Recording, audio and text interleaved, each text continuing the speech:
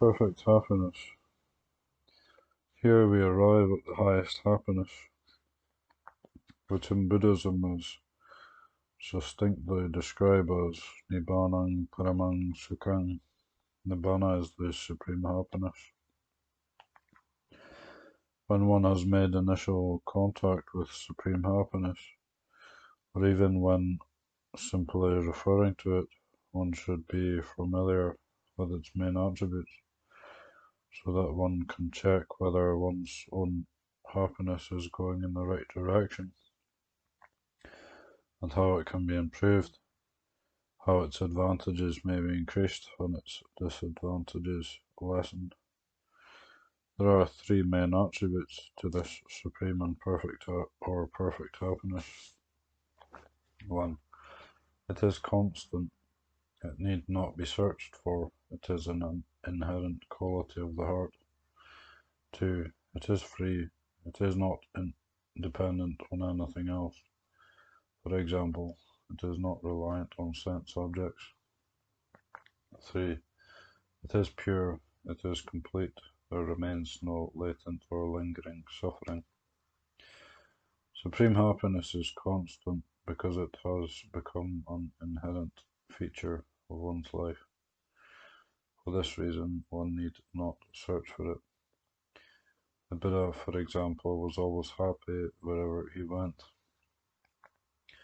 When he journeyed into forests and mountains, when he was with other people, and when he was alone, because happiness was an indwelling quality in his heart. Supreme happiness is independent and free. This differs altogether from sense pleasure, which is completely dependent on external material things. Sense pleasure requires the pursuit and appropriation of things. One must look after and guard these things zealously. One loses one's own independence and one vies with others, leading to conflict and oppression. By developing independent happiness, one is inwardly free, and one need not compete with anyone else. Supreme happiness is pure and complete. No disturbances or irritations remain in the mind.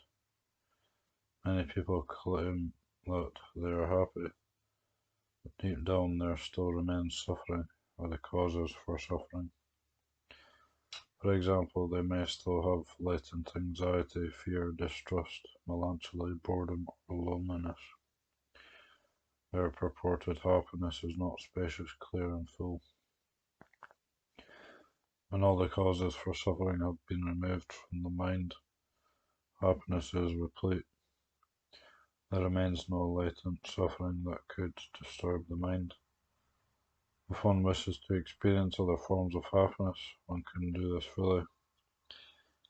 One is inherently happy, and one is prepared to experience all forms of happiness to the utmost satisfaction. Take Arahants, for example, who are endowed with this inherent and complete happiness at all times. Besides abiding in this complete happiness, they are also able to experience other forms of happiness according to their wishes, and they experience these forms of happiness to the fullest measure. When Arahants have free time, they are not engaged with other activities. They may enter the four jhanas and enjoy the bliss of jhana, jhana sukha. They use the jhanas to abide at ease in the present, dhitadhamma sukha vihara, and they derive the utmost joy from these states of jhana. Because no latent irritations or annoyances remain in the mind, this stands in contrast to those unawakened human beings who may be able to access jhana, but who still have the root or seeds of suffering lingering in their minds. Their joy is not truly spacious and free.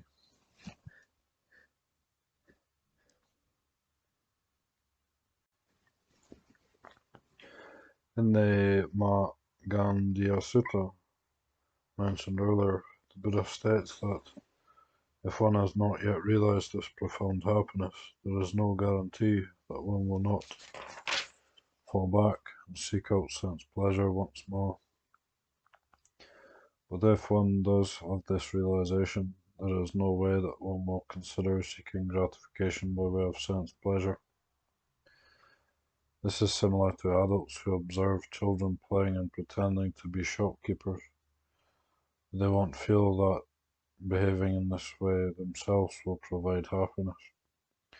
This is not because they cannot engage in this activity, but because they have experienced higher forms of happiness. Within the natural development of happiness, the mind will automatically respond in this way. To sum up, arahants are endowed with an inner happiness that is present at all time, and they are able to enjoy other forms of happiness fully, according to their desire. If it so happens that they do not take pleasure in other forms of happiness, this is because they have passed beyond the associated desire and have access to a higher happiness. Acting for the happiness of all. Because their happiness is complete and spacious, arahants are able to immediately derive delight from wholesome things. For example, when they come into contact with nature, say by ascending a mountain or entering a forest, their delight is spontaneous and instant, free from any inner obstruction or impediment. This is in contrast to people who still harbour the seeds of suffering. When they arrive at a delightful place, myriad thoughts and emotions disturb their minds, like worry, anxiety, unease, and thoughts of rivalry, commerce, politics, etc. This prevents them from being happy, and even if they are happy, their happiness is limited. Arahants, on the other hand, find happiness wherever they go. Even unfavourable environments become a source of delight. This happiness does not extend only to themselves.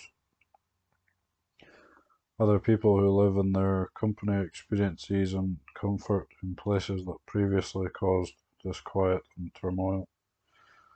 Note the verse in the Dhammapada. Whether in village or in forest, on hill or in dale, wherever arahants dwell, delightful indeed is that spot. Wherever arahants dwell, they themselves are joyous, and people surrounding them are delighted. Arahants are able to view offensive and disagreeable things as pleasant and agreeable. Because they have mastery over their perceptions, they have developed these sense faculties, Bhavit Indriya. This demonstrates the human potential for happiness corresponding to spiritual development. If one practices the Dhamma correctly, happiness gradually increases in this way, and when happiness is complete, all other spiritual qualities are complete. This follows a natural process, like a hen incubating an egg. If the conditions are present, the chick will hatch with certainty. There is no room for doubt. As mentioned earlier, it is valid to describe Buddhism as a system of developing happiness, or as a process of eliminating suffering, or one may use any other description that is in line with Dhamma and accords with nature. They all refer to the same thing. Before we finish, there is one more subject to touch upon. Complete and perfect happiness as attributes that are expressed outwardly. Arahants have completed their spiritual training and brought happiness to perfection. Indeed, all of their spiritual qualities are fulfilled, converging at wisdom, the supreme knowledge of awakening, which leads to deliverance. They relate to things in a correct and balanced way. Arahants are given the epithet Kata Karaniya, those who have done what had to be done. Nothing remains to be done in order to bring about a state of completion, or in order to make themselves happy. Nothing is left unfinished in their spiritual training and development. Their spiritual development is complete. They are adepts, Aseka. They are fully developed, Bhavita. What does one do when there remains no personal business to attend to? Nothing to be done in order to be happy, or to develop oneself spiritually. One is still alive. One is consummate in virtuous conduct, mental proficiency and wisdom, and one is brimful of extraordinary experience. The answer is one uses all of one's remaining energy to foster the well-being of the many folk. It is a Buddhist principle that someone who realizes Nibbana acts for the welfare of the world. As mentioned above, wisdom leads to the liberation of the mind. Liberated individuals are fully prepared to respond to those people who are still afflicted by suffering. They generate genuine compassion and devote themselves to alleviating the suffering of others. This is the essential task of arahants. It is normal for people to vent their suffering outwards. If they use their speech carefully to express their suffering, they can ease the tension, and there is a good possibility that this will help to solve their difficulties. But if they are heedless with speech, the expression of suffering may escalate into physical gestures of violence, causing much trouble and turmoil for others. Happiness too can be radiated outwards, and those individuals who are replete in happiness and whose minds are liberated wish to facilitate the mental emancipation of others. Arahants are similar to people who have freed themselves from shackles and chains.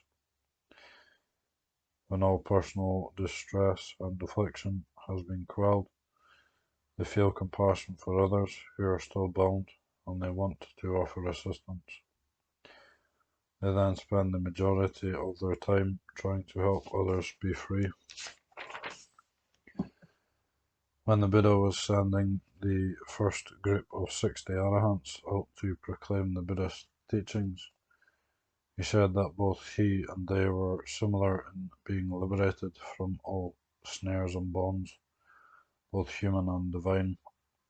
He went on to say, Bhikkhus, wander forth for the welfare and happiness of the many folk, for the compassionate assistance of the world. Karata bhikkhave kari kang baho jana hitang hitaya baho jana sukhaya lokanu kampaya. This, the motto of all Arahants, having completed all personal affairs and duties, they dedicate their lives for the good of the world, just as the Buddha did. From the very beginning, spiritual practice is twofold. It involves both self-discipline and assisting others.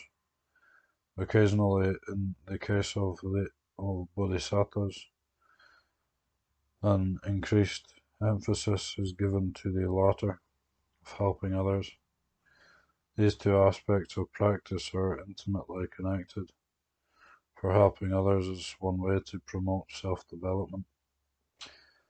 All aspects of spiritual practice, whether one focuses on personal training or one focuses on helping others, are a part of one's spiritual development. As long as one has not finished what has to be done, both aspects of practice are part of this personal development. When one has brought spiritual development to completion and accomplished all of one's spiritual responsibilities, one's entire life is devoted to others. As mentioned above, those who realize Nibbana act for the welfare of the world. Here, the complete and perfect happiness inherent in an individual radiates outward and becomes the happiness of all. The core Buddhist teaching on happiness as the highest goal of spiritual practice, and the other core teaching on happiness as the highest aim of fulfilling one's responsibility to towards others as a Buddhist are united. The teaching Nibbana is the supreme happiness is integrated with the teaching for the welfare and happiness of the many folk, for the compassionate assistance of the world. The highest reality of supreme happiness, Paramasukha, yields the happiness of the many folk, Bahujana Sukha. In some, Buddhism is a system of developing happiness. It is a religion of happiness.